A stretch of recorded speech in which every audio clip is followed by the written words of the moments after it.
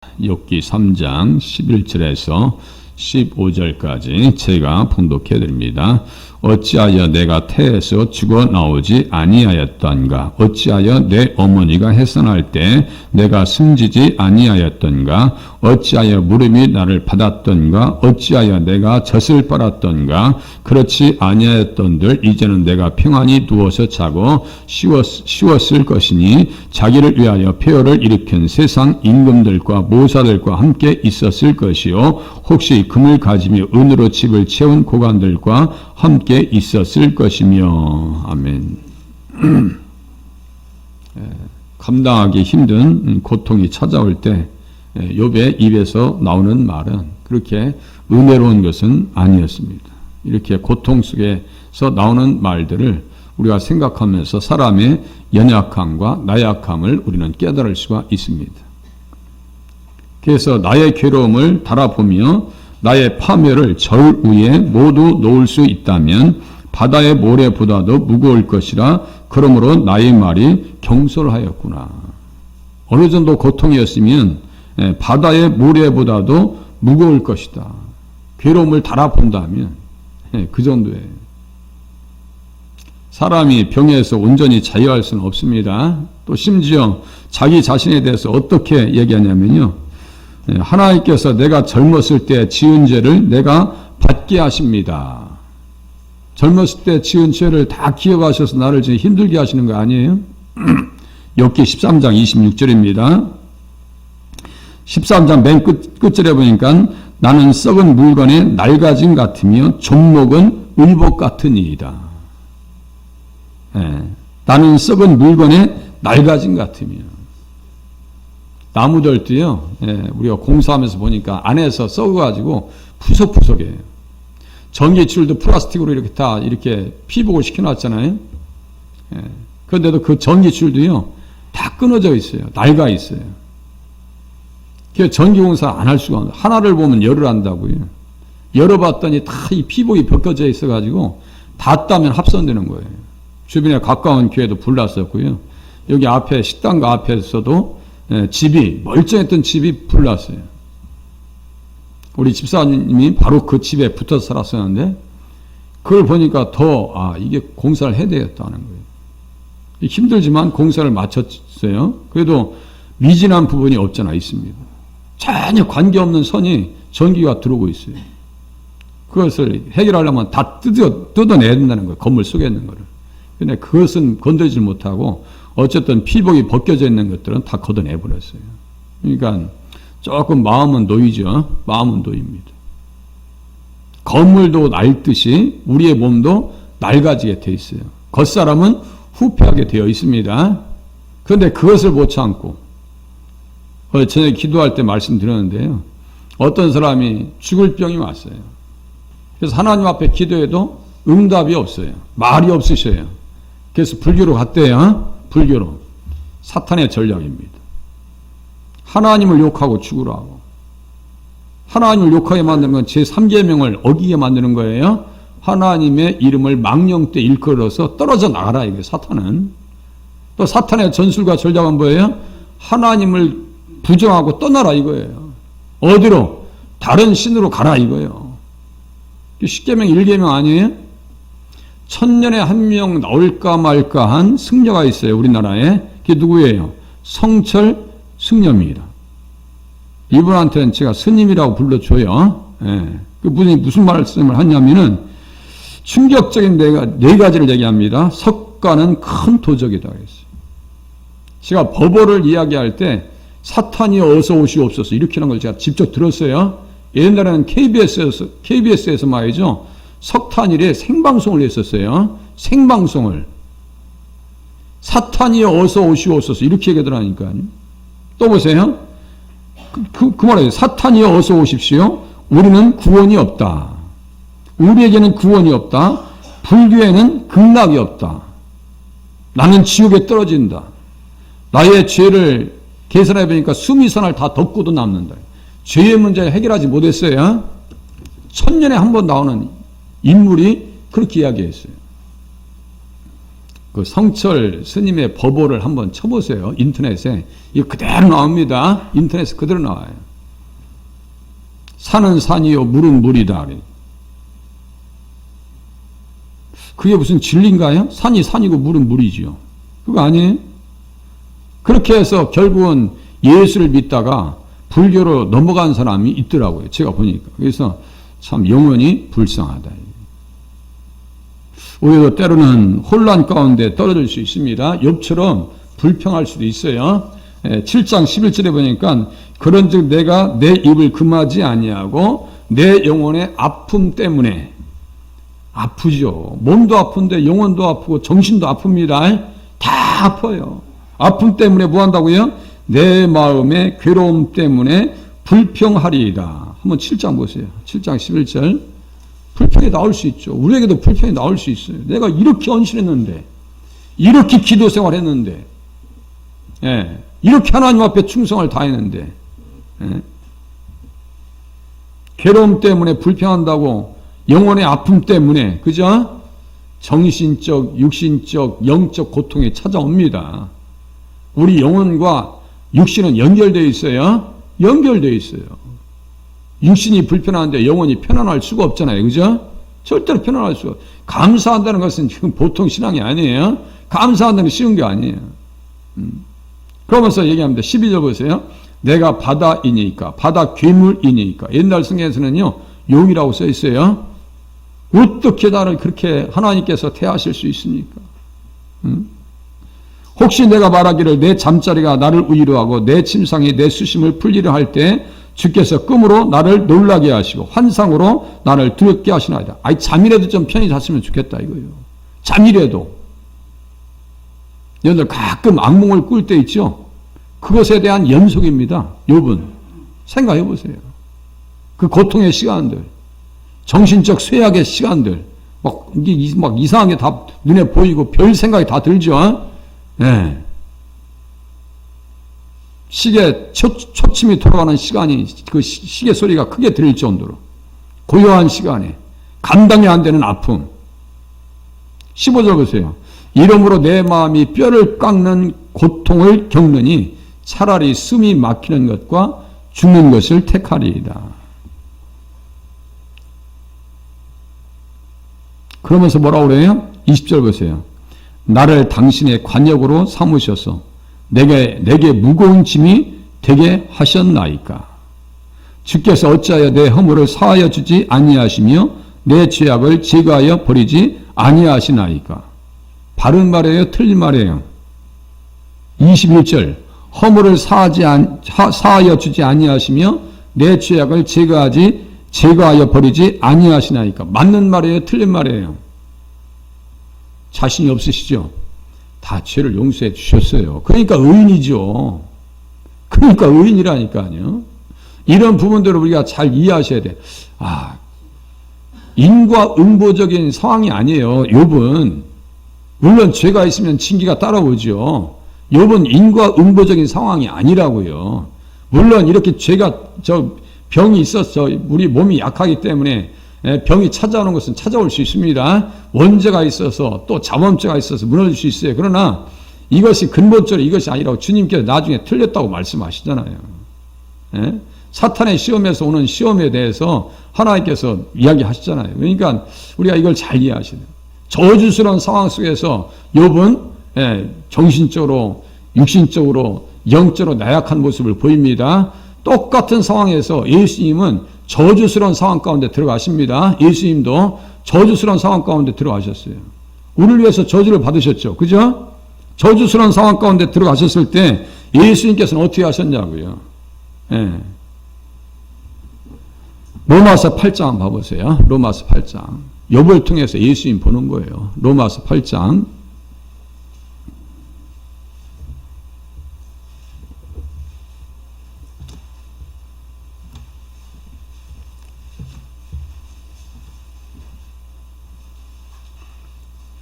그래서 욥의 고난은 예수님의 고난의 그림자다. 이렇게 말씀드리는 거예요. 그래서 그림자입니다. 실체는 아니에요. 실체는 예수님이시고 그림자는 욥이라 이거예요. 다윗도 그래요. 실체는 아니고 그림자입니다. 요셉도 그래요. 다 그림자예요. 믿음 충만하면 누가 드러나요? 예수님이 드러납니다. 자, 로마서 8장 3절 보세요.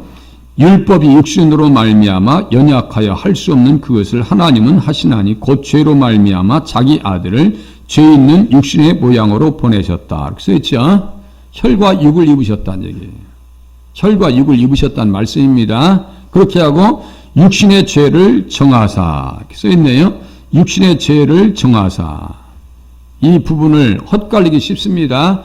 육신의 죄를 정하셨다는 것은 육신에 있는 모든 저주를 예수님이 감당하셨다는 얘기예요. 정하셨다 해서 한자로 보시면 안 됩니다. 정했다 해가지고 깨끗하게 했다니 그런 뜻이 아니에요. 육신의 모든 죄를 짊어지셨다는 거예요. 우리 인생들의 모든 죄를 짊어지셨다는 얘기예요. 그렇게 짊어진 상태에서 겟세마네 동산에서 기도하실 때 하나님은 예민하십니다. 그죠? 모든 죄를 짊어지셨으니까. 주석가들의 주석을 제가 보니까요. 그것은 그리스도의 인격 안에 있는 죄의 정죄와 형벌로 이해되어야 합니다. 이렇게 써 있어요. 죄의 정죄와 형벌로 이해해야 된다네. 죄 때문에 누가 정죄받으셨다고요?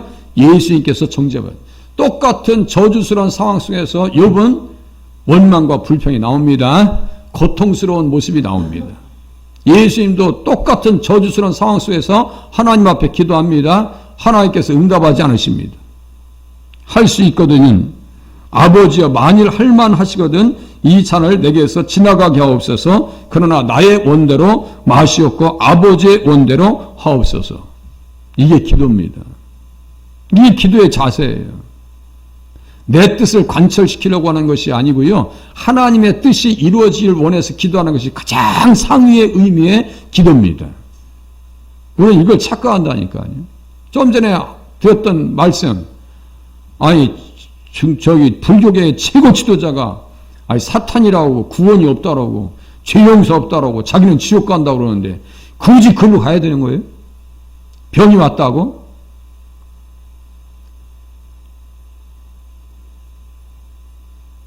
이걸 바꾸려고 하면요. 큰 오산입니다.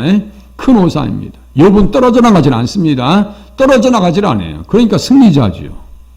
우리를 또 항상 승리하는 자리에 서실 수 있기를 바랍니다. 예수님은 그 똑같은 저주스러운 상황 속에서 승리하신다니까요. 당연히 승리하셨죠. 갈라디아 3장 보니까 그리스도께서 우리를 위하여 저주를 받은 바 되사 율법의 저주에서 우리를 속량하셨다 그랬어요. 똑같은 저주수는 십자가가 저주 아니에요? 저주예요. 이는 그리스도 예수 안에서 아브라함의 복이 이방인에게 미치게 하고 또 우리로 하여금 믿음으로 말미암아 성령의 약속을 받게 하려 하심이라. 성령의 약속이 뭐라 했어요? 천국입니다. 천국이에요. 천국을 허락해 주시려고. 제가 어제 저녁에도 말씀드렸어요. 우리의 모든 기도는요, 천국에다 이 포인트를 맞추면 맞다고요. 그러면 다 이루어지는 거예요. 하나도 이루어지지 않는 것이 없습니다. 육신의 시간에 맞춰버리면요, 혼란이 옵니다. 구약은 어디까지 연결시키라 했어요? 가나안 땅 정복해서 다 땅을 기업으로 물려받아서 지파별로 나누어주는 것까지 연결시키면 구약의 성경은 이루어지지 않은 것이 단 하나도 없어요. 선한 말씀이 다 응답되었더라 이렇게 하거든요. 여호수아 21장 맨 끝에 보면 선한 말씀이 하나도 응답되지 않은 것이 다 응답됐다고 그래요.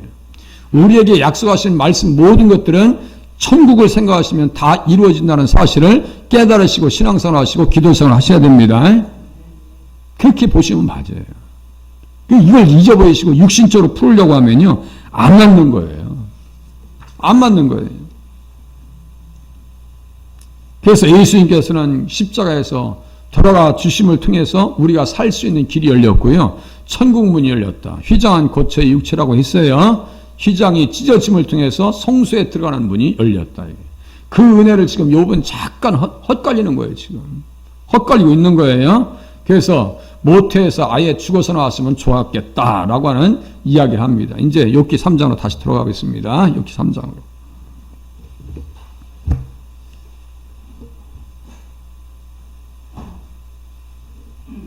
어찌하여 내가 태에서 죽어 나오지 아니하였던가? 어찌하여 내 어머니가 해산할 때 내가 숨지지 아니하였던가? 어찌하여 무릎이 나를 받았던가? 어찌하여 내가 젖을 빨았던가? 만약에 어머니 살아계시면 혼나겠죠? 혼나겠어. 어머니 살아계셨으면 어머니들의 소원은 뭐예요? 그 당시에 아들을 품에 안는 거예요. 한나를 생각해 보세요. 한나를. 그죠? 그 얼마나 자녀를 안고 싶어요. 라헬을 생각해 보세요. 라헬이 얼마나 자녀를 갖고 싶었는데. 무릎에 앉혀서 키우고 싶은 마음이 라헬의 마음 아니에요? 또 자식이 죽었다라고 하는 것은요. 자기의 생각을 직감적으로 생각하지 않을 수가 없는 거예요. 엘리야가 사르밧 과부의 집에 가서 마르지 않는 그 밀가루 통하고 그 기름을 선물해 주죠. 그런데 그 믿음이 좋은 사람도 뭐가 와요? 병이 찾아와서 아들이 죽어요, 살아요?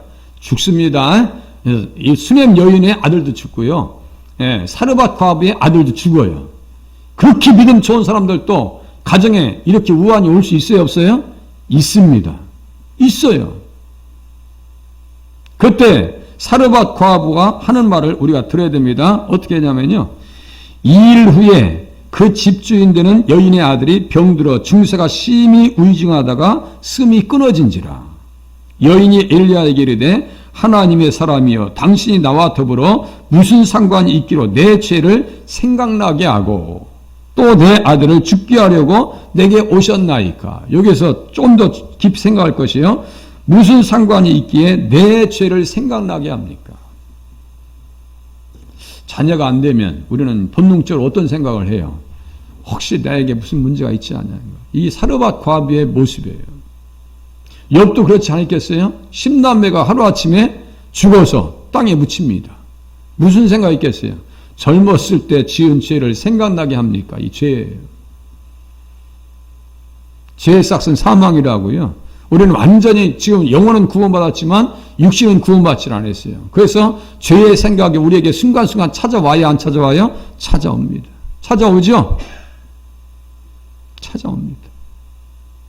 사르밧 과부의 아들이 죽음 당했을 때 사르밧 과부가 하는 얘기가 바로 그겁니다. 내 죄를 생각나게 합니까? 욥이 그러한 지경이 있습니다. 그러면서 어떤 얘기예요? 12절 어찌하여 무릎이 나를 받았던가? 어찌하여 내가 젖을 빨았던가? 시편 22장에 보면요. 예수님은 태에서부터 젖에 떨어지면서부터 주님 품에 안겼다고 또 얘기합니다. 그러니까 이 출생 과정이 다 이렇게 보면서 자, 욥과 예수님과의 관계 속에서 욥은 누구의 그림자냐? 예수님의 그림자다라고 하는 말씀을 드리지 않을 수가 없어요. 자, 그렇게 하면서 13절 보세요. 그렇지 아니하였던들 이제는 내가 평안히 누워서 자고 쉬었을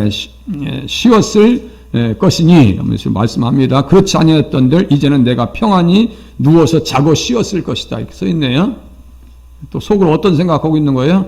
아예 죽어서 하나의 나라 가 있었으면 좋겠다 이라고 하는 그 믿음이 있는 거예요. 이 본문에서 이제 관주를 통해서 볼 때 이 관주가 어떻게 연결되냐면요. 다니엘서 12장과 연결시킵니다. 그러니까 성도들에게 있어서 누워서 잔다라고 하는 것은 뭐예요? 죽음.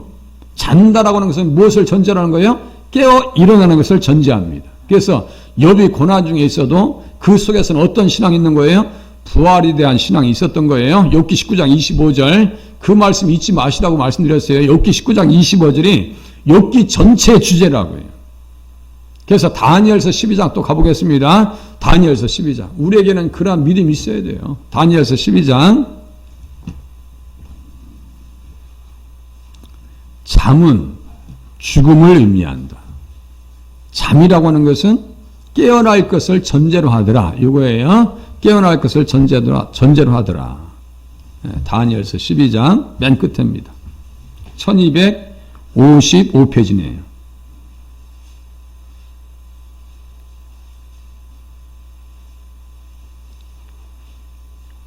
12장 2절 땅의 티끌 가운데서 자는 자 중에서 많은 사람이 깨어나 영생을 받는 자도 있겠고 자는 자 중에서 이렇게 써있죠.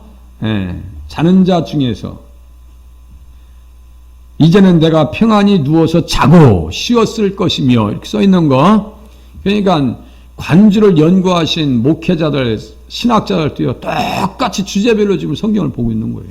주제별로, 의미별로, 내용을 통해서, 문맥을 통해서 우리에게 그렇게 보는 방법을 가르쳐 주고 있는 거예요. 그러니까 욥의 신앙 속에서는 어떤 신앙이 있는 거예요? 부활에 대한 소망이 있었다라고 이해하시면 돼요. 극단적인 고난과 시련과 병마가 찾아올지라도 무엇에 대한 소망을 가지고 살아야 된다고요? 부활에 대한 소망을 가지고 살아야 된다라고 하는 것을 욥은 우리에게 가르쳐주고 있습니다. 부활에 대한 소망. 조금 혼란스러워도요, 이게 맞습니다. 욥이 이런 말하고 저런 말하고 막 그냥 혼미한 신년 속에서 얘기하더라도 저도 설교하면서도 쉽지 않아요. 욥이 다루는 게 쉽지 않습니다. 정말 이게 쉽지 않은 성경책이에요, 욥이. 시편은 쉬워요. 아싸리. 잠언도 쉽습니다. 그런데 욥은 다루기가 쉬운 성경책이 아니에요. 또 보고 이게 어떤 말씀을 이해 합당한 것인가, 주석가들은 어떻게 보고 관주는 어떻게 연결됐는가 보면서 제가 말씀을 지금 연구하고 나오는 거예요. 예. 자, 영생을 얻는 자도 있겠고, 또 보세요. 2절. 수치를 당하여 영원히 부끄러움을 당할 자도 있을 것이며. 수치 당할 자는 누구예요? 그 믿음을 잃어버린 사람들. 주님 앞에 떨어져 나간 인생들. 아예 믿지도 않는 사람들. 우리는 수치를 당하는 자리에 서지 말고요.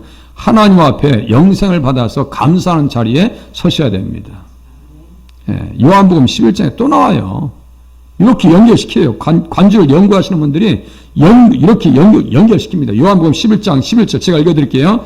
이 말씀을 하신 후에 또 이르시되 우리 친구 나사로가 잠들었도다 이렇게 표현합니다. 잠들었다라고 표현해요. 의인 욥에게 있어서 우리가 예수님을 인식하는 강도와 욥이 인식하는 예수님에 대한 강도, 누구의 강도가 더 강할 거예요? 누가 더 감히 강할까요? 네? 자, 다시요. 욥이 예수님을 인식하는 것과 우리들이 예수님을 인식하는 것에 있어서 누가 더 예수님을 더 깊이 인식할까요? 욥이 훨씬 인식이 강해요. 여러분들 비교하시면 안 돼요. 아브라함이 우리의 믿음보다 강하겠어요? 우리의 믿음이 강하겠어요? 이건 비교할 수 없죠? 성경에서 나오는 인물들을 그냥 일반적으로 보시면 안 됩니다. 이렇게 극단적인 상황에서 우리는 욥처럼 흔들리지 아니하고 끝까지 시험을 참고 우리가 견딜 수 있겠냐고요. 인정하시고 욥의 신앙을 잘 들여다보면서 하나님 나도 욥처럼 승리할 수 있는 신앙을 갖게 해달라고 기도하셔야 됩니다. 그 사람들에게 주어지는 선물이 뭐예요? 무덤문이 열린다는 얘기예요. 요한복음 5장입니다. 똑같이 관주를 이렇게 묶어놨어요. 그럼 제가 이 말씀을 드리지 않을 수가 없잖아요. 요한복음 5장 자고 쉬었을 것이다. 무엇에 대한 기대 때문에요? 영생에 대한 소망이 있었다. 그렇지만 죽음은 일반적으로 믿는 사람과 믿지 않는 사람들에게 다 찾아올 것이다라고 하는 것을 14절과 15절에 말씀하고 있어요. 제가 읽어드리고 이제 끝낼게요. 자기를 위하여 폐허를 일으킨 세상 임금들과 모사들과 함께 있었을 것이요. 혹시 금을 가지며 은으로 집을 채운 고관들과 함께 있었을 것이며. 죽음은 일반적인 것입니다. 아담의 피를 타고난 모든 사람들은요, 예수님 오시기 전까지는 무엇을 경험해요? 육신의 죽음을 경험합니다. 이거 피할 길이 없어요. 피할 길이 없어요. 예수님 오시면 살아있는 채로 변화돼서 하나님 앞에 가지만, 죽은 자들은 일어나지만 예수님 오시기 전에는 뭐예요? 죽음이 계속해서 우리에게 찾아올 겁니다. 그것을 인정할 수밖에 없는 거예요. 그래서 그렇게 내가 하나님 앞에서 자는 중에 있다가 주님 오시면 내가 부활해서 살면 그게 낫지 않겠는가라고 하는 신앙이 욥 가운데 서려 있습니다. 그래서 우리들도 욥의 신앙처럼 극단적 상황에서도 부활에 대한 소망을 가지고 신앙생활 승리하실 수 있기를 바랍니다. 기도하시겠습니다.